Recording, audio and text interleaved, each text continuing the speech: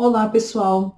Esse vídeo é para nós conversarmos sobre a parte 2 da metodologia DBR, Epistemologia e Ontologia do Conteúdo Científico Escolhido. Esse vídeo está vinculado a um mestrado de orientação do ensino e do PPGTE, desenvolvido por mim, professora Luciana de Lima. Então, vamos lá. Quando a gente fala em epistemologia e ontologia, a gente está falando de elementos históricos e de elementos conceituais de definição. Basicamente é isso. Ninguém aqui vai fazer um trabalho filosófico sobre a coisa, tá certo? Então, os elementos da epistemologia estão vinculados principalmente aos elementos históricos. Então, quando você vai fazer um estudo epistemológico, você vai querer saber como surgiu esse conteúdo científico que você escolheu aí historicamente. Quem desenvolveu esse conteúdo científico? Qual foi a evolução histórica desse conteúdo científico até chegar a esse que nós utilizamos na atualidade? Quando eu falo de conteúdo científico, eu estou falando do conteúdo que você escolheu para poder desenvolver sua pesquisa. Então, vamos aqui para um exemplo da função polinomial do primeiro grau. Se você escolheu um conceito vinculado a isso, então você tem que perguntar: como surgiu uma função polinomial do primeiro grau, historicamente falando? Como foi que houve esse primeiro surgimento? Quem foi que pensou sobre isso, né? Que é a segunda pergunta. Quem trouxe a ideia de função polinomial do primeiro grau pela primeira vez? É claro que você vai saber lá quem foi que trouxe, né, primordialmente. Mas depois, como é que isso evoluiu, né, historicamente? Quem foram os outros autores que trouxeram? E desses todos que falaram sobre função polinomial do primeiro grau historicamente, qual deles que teve uma participação mais marcante para dizer alguma coisa a mais além, que é aquilo que a gente utiliza na sala de aula hoje em dia, né? Então, é importante a gente voltar no tempo e entender, né, epistemologicamente, como foi que essa função, ou esse conceito de função polinomial do primeiro grau surgiu. E eu estou falando de um conceito matemático. O mesmo se aplicaria para quaisquer outros conceitos de matemática. Então, conceito de fração, conceito de conjunto, conceito de estatística, conceito de matemática financeira e assim sucessivamente, tá? Quando a gente vai para uma outra área do conhecimento, e aqui eu estou na área de línguas, né, e no caso língua portuguesa, e um exemplo de oração subordinada, né, a gente tem como surgiu o conceito de oração subordinada e historicamente falando. Então, quando foi que esse termo de oração e oração subordinada foi utilizado primeiramente? Quando, né, isso aconteceu? Quem trouxe a ideia de construção de uma oração subordinada pela primeira vez? E como é que isso evoluiu historicamente? Então, surgiu quando e quando é que isso passou a ser empregado historicamente, né, de uma maneira mais contumaz, de uma maneira mais apropriada, de uma maneira mais forte dentro do estudo da gramática, do estudo da língua, né? E a gente poderia pensar aqui em exemplos na área de ciências, por exemplo, né? Falar sobre biologia, qualquer conceito de física ou qualquer conceito de química, a gente poderia também estar pensando em relação a essa questão epistemológica, né?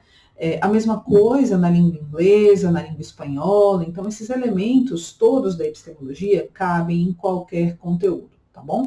A ideia de se escrever sobre a epistemologia do conceito que você vai pesquisar é isso, é você olhar historicamente para ele.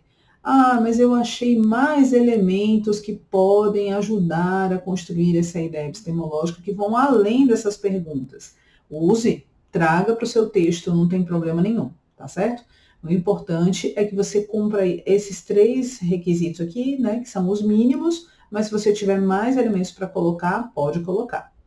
Mas quando a gente vai fazer um estudo dentro da DBR, a gente não faz um estudo só epistemológico, a gente faz um estudo ontológico também.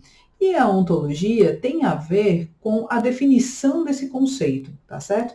E não só a definição, mas elementos que compõem esse conteúdo científico que você está abordando, para complementá-lo, né? A gente entender o que é isso tudo, porque a gente vai estar pesquisando esses elementos junto aos nossos sujeitos de pesquisa, aos nossos alunos, né? Ou professores. E aí, o que a gente tem? O que é esse conteúdo científico? Quais são os elementos que compõem esse conteúdo científico e como se definem cada um? Como são classificados os elementos desse conteúdo científico?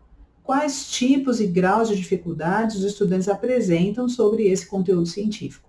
Então, a partir da história e a partir dessa definição é que futuramente a gente vai conseguir construir a problematização dentro da perspectiva da DBR.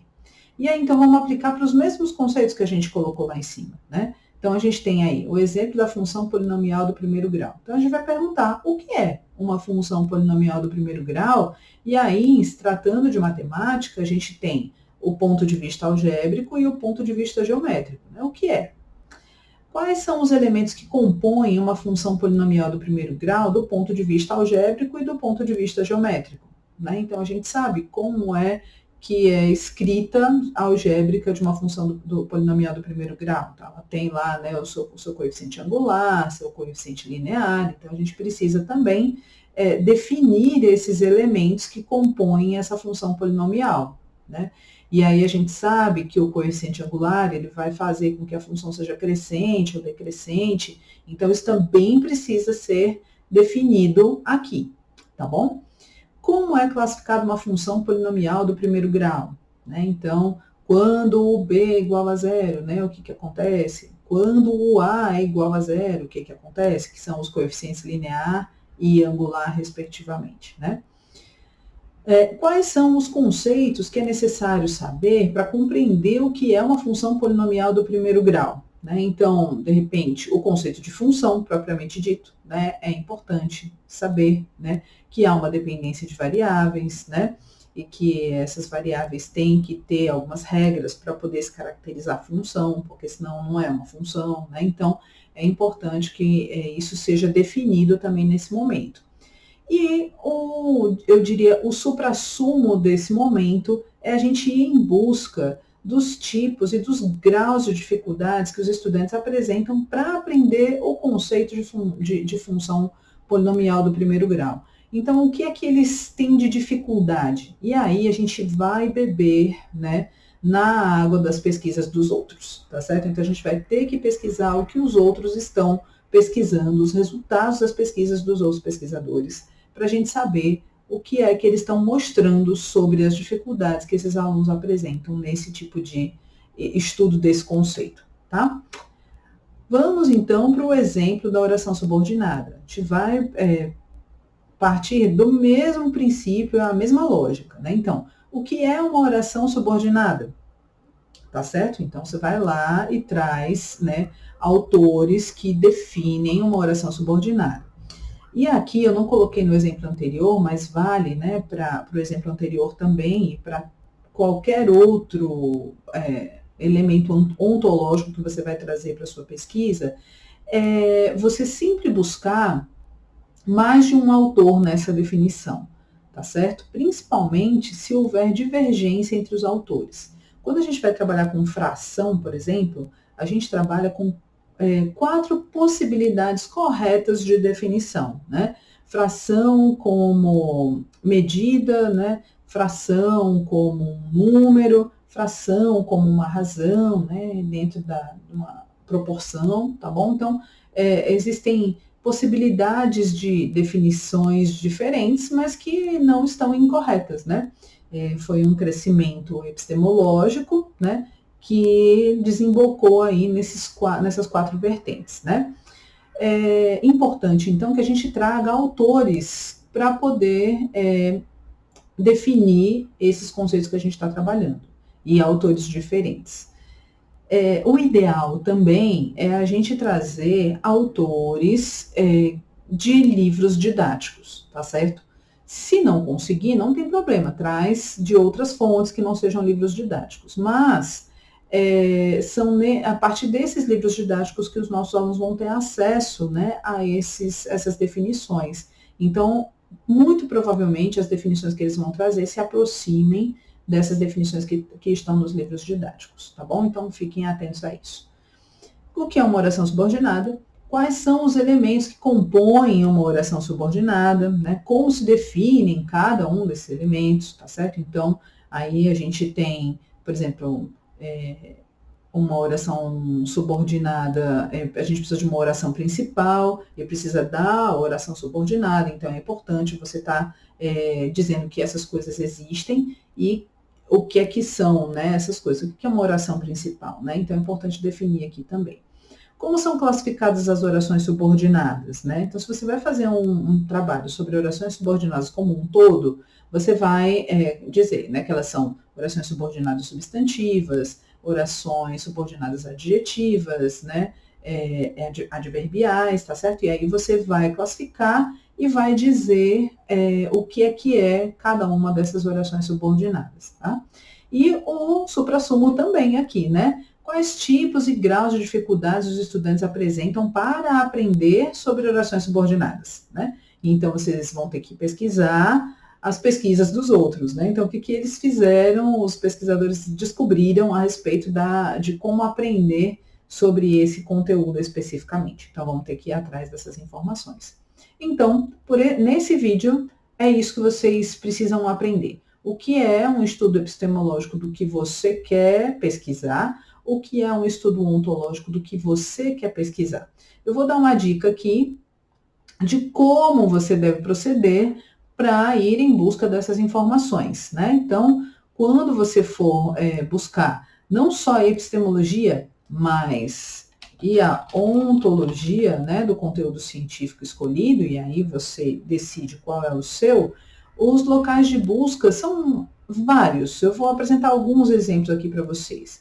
Google Acadêmico, né, tem coisas interessantes. O periódico da CAPES tem coisas interessantes. E periódicos que vocês sabem que tem qualis A1 e A2, que estão vinculados à educação, também vale a pena.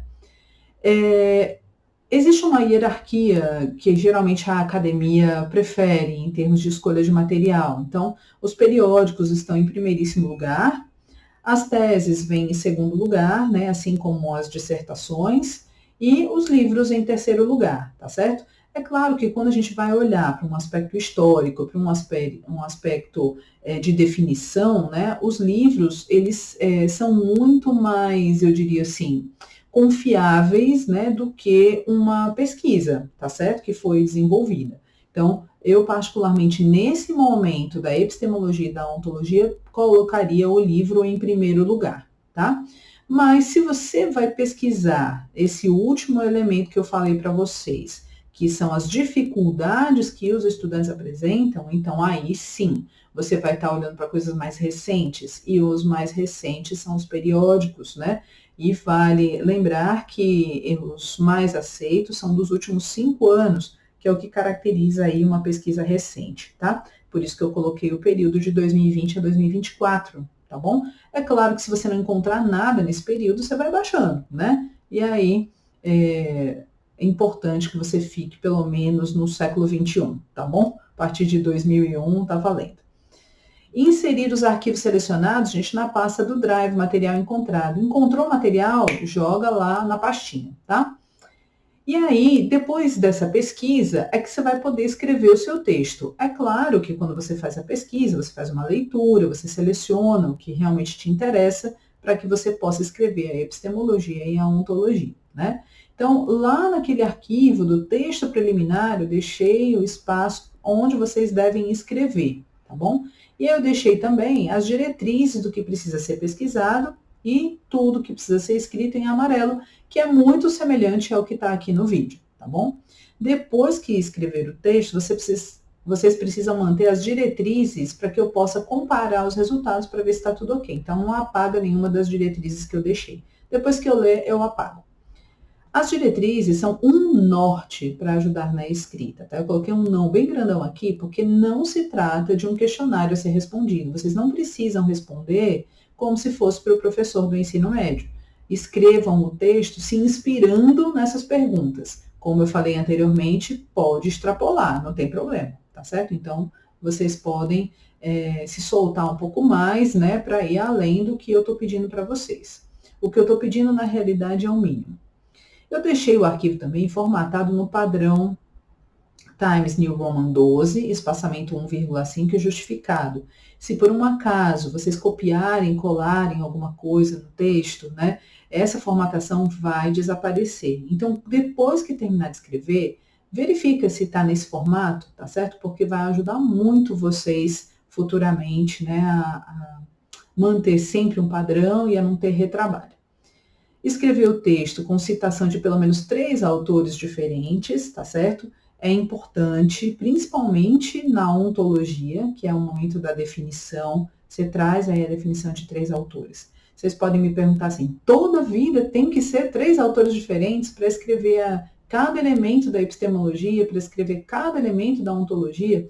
Nesse primeiro momento, não. Mas futuramente vocês vão precisar acrescentar mais coisas, então aí a diversidade vai ser maior, tá certo? Mas nesse primeiro momento, pode ser 3 autores diferentes no todo, tá? Tanto na epistemologia quanto na ontologia. Não precisa utilizar citação direta. Ah, professora, mas eu gosto de usar citação direta. Posso usar? Pode. Só que você tem que seguir a regrinha de padronização de escrita de citação direta quando tem mais de 3 linhas. Fiquem atentos, tá certo? A esses detalhes. E lembra de já inserir as referências no final do texto. Uma vez que você vai escrevendo, já vai colocando lá, porque daqui a pouco o volume começa a aumentar e a gente começa a ficar relaxado em relação às referências e dá um trabalhão depois para, digamos assim, catar os autores, né? E colocar nessas referências adequadamente, tá bom? Então, coloquem as referências ao final do texto, ok? Qualquer dúvida que vocês tiverem, vocês me mandem pelo WhatsApp, tá certo? Ou então, para quem não é meu orientando, quiser tirar, esclarecer alguma dúvida, coloca aí nos comentários que a gente vai estar respondendo vocês assim que for possível, tá bom? Então, tudo de bom para vocês, bom trabalho, né? E fiquem bem.